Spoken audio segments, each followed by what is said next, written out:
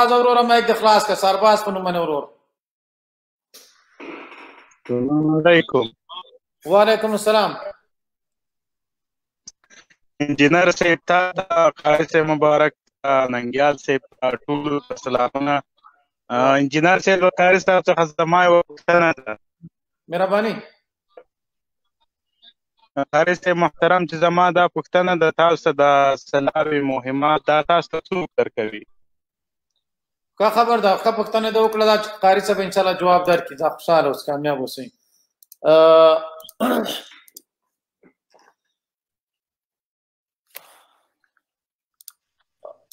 دغه ورور په بل هم واخلو قاري صاحب، بیا بله خیر ته جواب ورکړي. دا احمد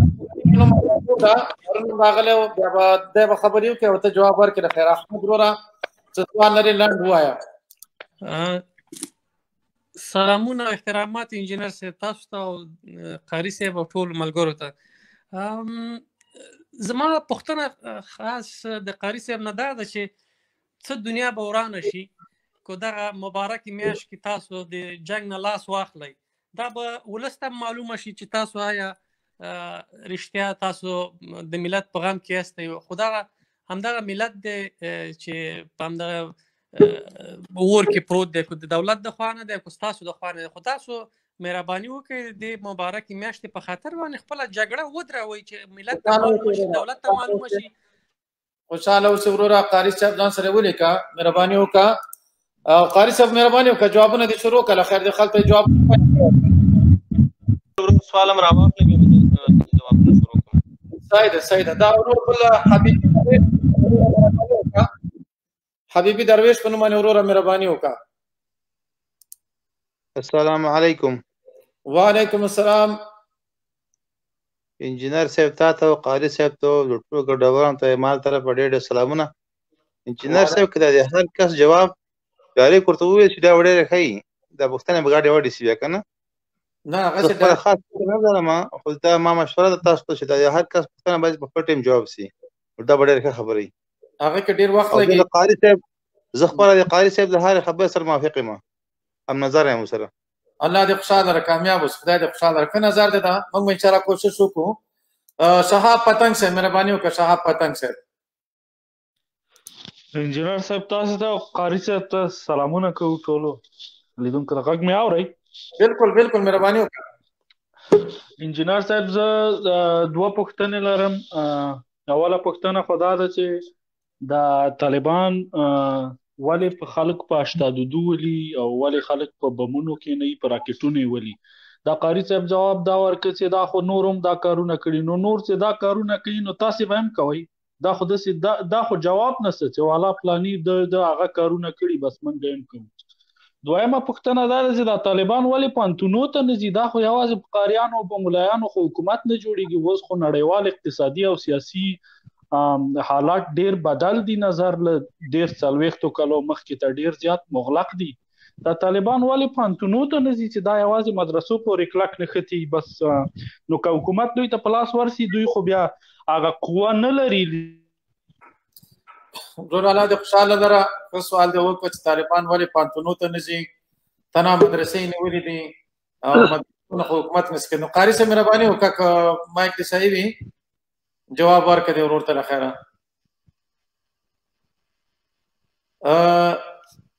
بل ورور به راواخلو. وروره طالب نه منو، دا وګوره دا ووایه وروره څوک یې طالب نه منو په نوم باندې مهرباني وکړه. ځکه السلام علیکم. قاري صاحب نن د وختي یو پښتونخوا ورور راغلی و، هغو ته تاسو ډېر ضعیفه جواب ورکړه.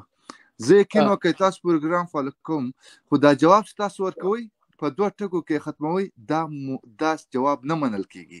قاري صاحب محترم نه هیله کوو چې دا جواب که چېرته منظور پښتون ته نه منې، په کوم ځای کې منظور پښتون بد کار کړی ده، په کوم ځای کې طالب بد یاد کړی، خو په خپل ګوره په واڼه کې که کوم ظلمونه روان دي طالبان چې دي که نه کوم ظلمونه د عام خلکو سره کوي هغه نه مني. نو ته واڼه د پاکستان طالبان هغو نه مني. قاري صاحب محترم ولې دې دا خو د افغانستان طالب دی ولې نه سپورټ کوي؟ هغه د پاکستان طالبان نه مني. نو دا ولې د افغانستان طالبان د منظور پښتون ولې نه سپورټ کوي؟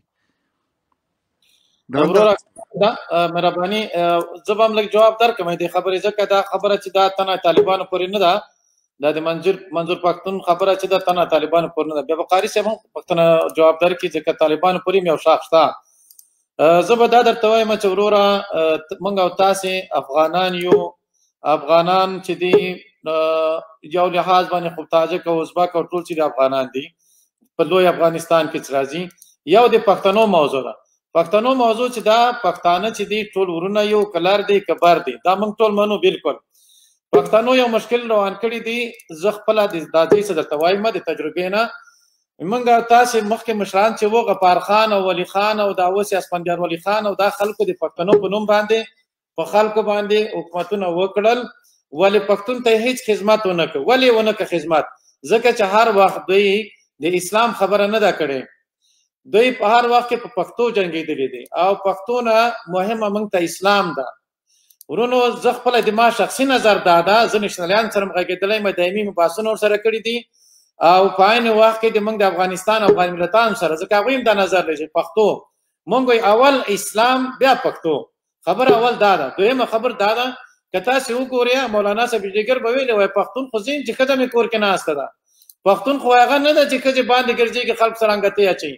زه د خپل نظر باندې کله به پښتون کامیاب نشي څو پورې چې دی حقیقي اسلام ته غاړه کې نه دي. تاسې ولیدل په دا اوس وختونو کې زه د پښتنو ډېر یعنې حقیقتا پښتنو باندې مې زړه درد کوي، ځکه چې پښتنو باندې سخت ظلم پنجاب شروع کړی ده. دا پښتانه باید راجګ سي د پنجاب مقابل کې وجنګېږي.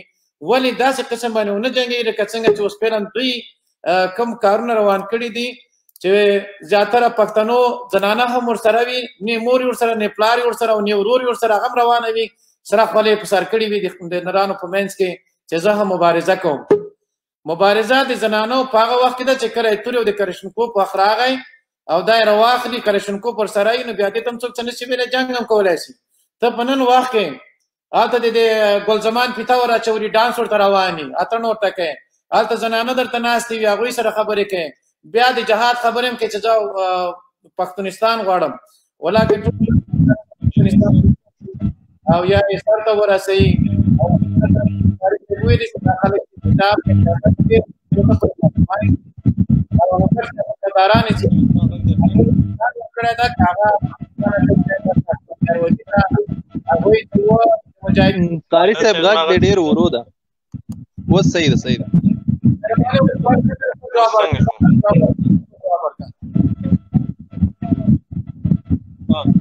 انجینر صاحب ما د ټولې پوښتنې لیکلي ده، د وروستۍ اخري پوښتنه کړې دا مې ولیکله را سره، دا سره ته ځواب ورکوم که بیا داسې بل څوک راغلی.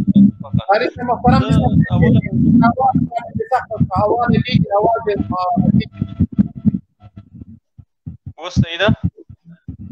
اوس لږ صحیح ده، خو نوره کوشش وکړئ چې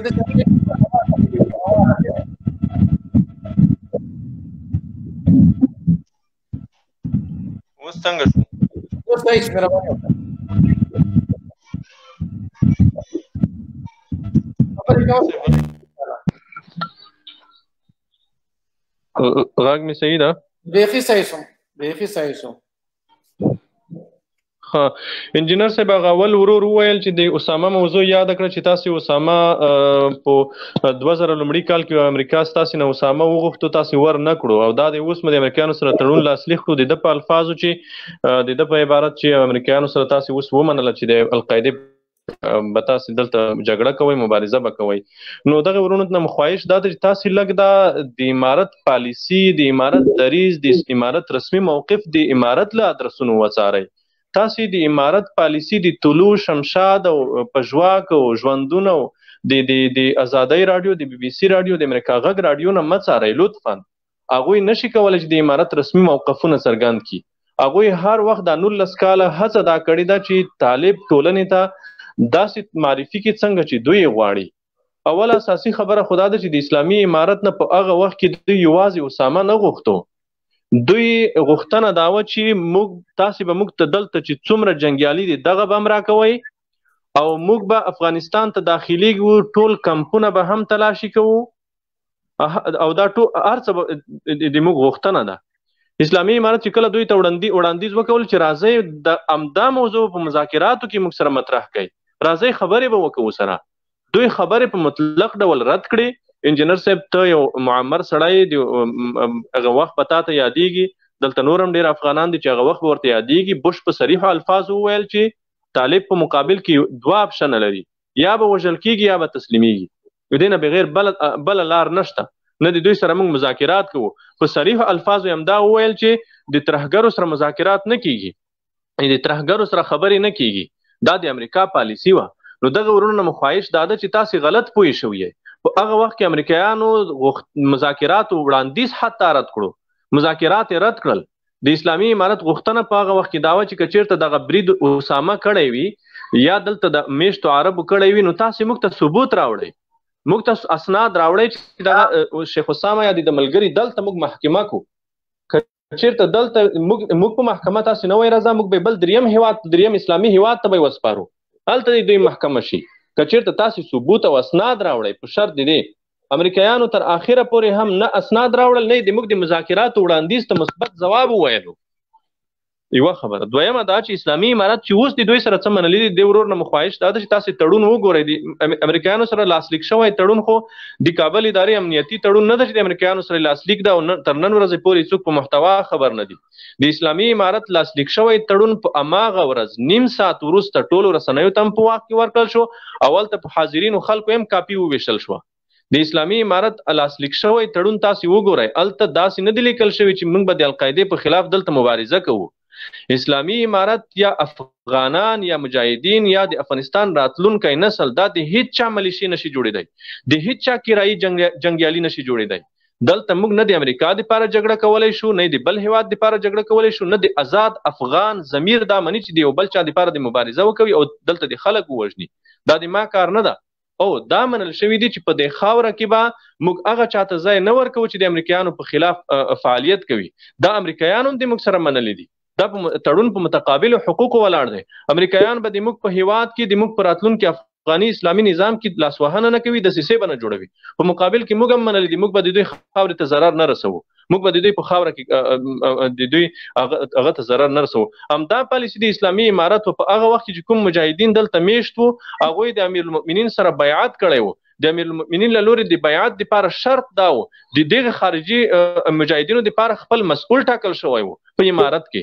په دوی باندې شرط دا و چې دوی به په نورو هیوادونو کې کار نه لري، دوی به د نورو هیوادونو په چارو کې لاسوهنه نه کوي، او دوی به دلته یوازې خپل شپې تیروي، خپل ژوند به تیروي. دا په هغه وخت کې اسلامي امارت په دوی باندې شرط و. نو د اسلامي امارت په هغه موقف او دا موقف کې کوم فرق نه راغلی. خو که چېرته تاسې د اسلامي امارت د پرون موقف او د نن دریځ دا تاسې د اسلامي امارت له ادرسونو وڅارئ، د دغې مزدورو رسنیو له ادرسونو یې مه څارئ لطفا. دویمه خبره هغه یوه ورور وویلو چې دغه 12,000 بندیان چې کوم خلاصیږي په دې کې د مجاهدینو شته او که نه، په دې بندیانو کې مجاهدین نشته، دا ټوله جنایي بندیان دي. اشرف غني به جنایي بندیان خوشي کوي، په دې کې کوم مجاهدین نشته. او دریم هغه یو ورور د مجاهدینو د وخت خبره وکوله چې د مجاهدینو په وخت کې چې کوم تړون وشو هغه بنسوان طرحه وه، نو هغه طرحه چې وه هغه د افغانانو د غوښتنو، د افغانانو د شهادتونو، د افغانانو د قربانیو خلاف کومه طرحه چې بنسوان وړاندې کړې وه. انجینر صاحب تاسو هغه وخت کې په هغه حالاتو کې به ښکیل وئ، تاسو ته بهتره معلومه ده کومه طرحه چې ملګرو ملتونو وړاندې کړې وه، بنسوان، امریکا، روسیه وړاندې کړې وه. امریکایان روسیان په خپل مابین کې 2 متقابل قوتونه دي. امریکایان غواړي چې روسانو ته زیان واړوي، روسان غواړي چې امریکایانو ته زیان واړوي. ولې په یو اسلامي هیواد کې اسلامي نظام راتلل دا نه د امریکا غوښتنه ده نه د روسیه غوښتنه ده، په دې شي کې بیا دواړه موافق دي. روسان امریکایان دلته په تقابل کې وسره، ولې په یوه نقطه دوی دواړو توافق وکول، هغه دا و چې باید د روسانو د وتلو نه وروسته په افغانستان کې اسلامي نظام رامنځته نشي. همدا امریکایان و همدا اروپایانو په جمع روسیان چې د مجاهدینو په منځ کې خپلمنځي جګړې پیل کړې، همدغه کمونستان و چې د مجاهدینو په تنظیمونو ننوتل، څه د شمالي لنډغرو سره شول، څه د یوه حزب سره، څه د بل حزب سره، او دا خلک په خپلو منځونو کې په جګړو واړول سره. که چېرته موږ په هغه وخت کې یوه واحده قمانده درلودی، دغه ټول تنظیمونه په یوه واحده قماندو را جمع شوي وی، په یوه واحد رهبر را جمع شوي وی، موږ به دې حالت ته نه رسېدو چې الحمدلله هغه حالت موږ نن لرو. موږ نن یوه واحده قماندو لرو، د شرق نه تر غربه، د شمال نه تر جنوبه پورې ټول مجاهدین یوې قماندو لاندې جنګ کوي، د یوې قماندو لاندې سوله کوي، د یوې قماندې لاندې مذاکرات کوي. نو دغه شی اندېښنه نشته. دویمه خبره هغه یوه ورور وکوله. دریمه خبره چې تاسو ته وسله څوک درکوي. نو محترمه موږ د وسلې په اړه تاسې مهرباني وکوئ د اسلامي امارت رسمي سایټ کې د ویډیو برخه وګورئ. په روزمره ډول یوه ویډیو نشر کیږي چې د افغانستان په یو ولایت کې خامخا د کابل ادارې د عسکرو نه په لسګونه میله بلکې په سلګونه میله وسله غارت کیږي. نو تاسې مهرباني وکړئ هغه ویډیوګانې وګورئ، تاسو ته به اطمینان حاصل شي طالب وسله د کوم ځای نه کوي. او دا بل ورور بیا وویل چې تاسې ولې خلک په 82 ولئ. نو دغه ورور نه مې خواهش دا ده چې تاسې لطفا د اسلامي امارت رسمي منابع وڅارئ، رسمي ادرسونه وڅارئ. د اسلامي امارت مجاهدین چې څه دوی کوي، کوم وحشتونه ظلمونه دوی د موږ سره کړي دي، اسلامي امارت که هغه څه د دوی سره کولی نو اوس به حالت بل ډول و. اوس به تاسې خپل هم لیدلی وو. او که چېرته احیانا په کوم ځای کې داسې پیښه رامنځته شوې وي، موږ مخکې هم دا خبره کړې ده چې د اسلامي امارت مجاهدین خو ملایک هم نه دي. دا خو داسې نه ده چې دا یو معصوم مخلوق د دوی نه ګناه نه کیږي. دلته 19 کاله جنگ شوی ده. 19 کالو کې طبیعي خبره ده یو چا به داسې کار کړی وي چې هغه به د اسلام د اصولو خلاف وي، د شریعت د اصولو خلاف به وي. ولې په عموم کې د پالیسي د امارت دا نه ده. اسلامي امارت د هر ولایت د هرې ولسوالۍ دپاره ځان ته ځانګړې قضا لري، محکمه لري، قاضیان لري، محاکم لري، کمیسیونونه لري چې هغه د کمیسیونونو او د قضاګانو واک دا دی چې صلاحیت یې دا دی چې دوی مجاهدین وڅاري، د مجاهدینو اعمال وڅاري. دا د اسلامي امارت رسمي پالیسي ده. بل دغه ورور په اخر کې د هغه په اړه پوښتنه وکوله د منظور پښتون یا د دوی د ملګرو په اړه چې ستاسې ځواب مقنع نه و، قانع کوونکی ځواب نه و. نو محترمه ګورئ ما چې ده وویل چې د منظور پښتون یا د هغې ملګرو خو داسې کومه څه نه دي ویلي چې هغه د تاسې په ضد وي. تاسې محترمو د علي وزیر او د محسن داوړ د ټویټر اکاونټ ته لږ سر ورښکاره کړئ، هلته به وګورئ. دا اوس دا 2 ورځې مخکې د علي وزیر یو ټویټ د په انګلیسي لیکلی دی که نه، هغه ټویټ زه تاسو ته وایم. You may easily understand how American, European and Arab would destroy Afghan society. This is the picture of Denmark Prime Minister during Afghan war. They weaponized the whole society and created various armed groups which destroy Afghanistan and create Taliban and Al-Qaeda later. دا د 2 ورځو مخکې ټویټ دی. ګوره دا د موږ د افغانستان د افغان ملت د مجاهد ملت ارزښتونو برید ده چې دی سړي کړی ده. د روسانو په مقابل کې جهاد د افغانانو ملي ارزښت و. دا یوه برحقه مبارزه وه. ولې دغه سړی راځي هغې ته د افغانانو د تباهۍ سبب وایي او هغه اروپایانو او امریکایانو ته منسوبوي. موږ وایو چې که چېرته تاسې د پښتونخوا کې د افغانانو په خپله مبارزه تمرکز وکوئ، ولې تاسې هغې څه ته خوله وروړئ چې هغه تاسو ته نقصان کوي؟ تاسې د محسن داوړ اکاونټ ته لاړ شئ. د دې خلکو نه د موږ په ډېر احترام غوښتنه دا ده چې دغه شیان تاسې ته نقصان کوي، موږ ته والله که نقصان کوي، قسم په الله که موږ ته د یوې میږي اندازه نقصان هم کوي، خو ستاسې څېره د پښتنو ته څرګندېږي او تاسې ته په خپله ضرر رسوي، نقصان درته کوي. په هغه څه تمرکز وکوئ چې د کوم څه دپاره تاسې راپورته شوي یئ، د هغه څه سره کار مه لرئ چې د هغې دپاره تاسې نه یې راپورته شوي او د لویدیځ استخبارات مو د هغې دپاره استعمالوي، د هغې دپاره هم کاروي. د روسانو په مقابل کې جهاد دا د افغانانو ارزښت ده، ویاړ ده، دا د موږ ارزښت ده. په دې ته بد نسبت کول دا د افغانانو ارزښتونو ته بد نسبت کول د افغانانو په ارزښتونو برید ده. د روسانو په مقابل کې جهاد دا د موږ یوه ویاړلې حماسه ده. او طبیعي خبره ده چې وروسته ځینو مشخصو کسانو دا جهاد خرڅ کړو، د جهاد سره خیانت وکولو، هغه خیانت هغه جفا باید مشخصو کسانو ته منسوبه شي، نه ملت ته. دلته د ملت 1.5 میلیون انسانان د جهاد دپاره ورکړي دي او ته په څومره لوی جرأت راځي د 1.5 میلیون شهداو د وینو سپکاوی کوي، د هغوی د قربانیو سپکاوی کوي، د دې ملت د کونډو سپکاوی کوي. کامیاب اوسه قاری صاحب محترم. دا ورور دی صوت الحق محترم انجینر سے محترم مطلب اجازه راکړئ. نن عمر جمال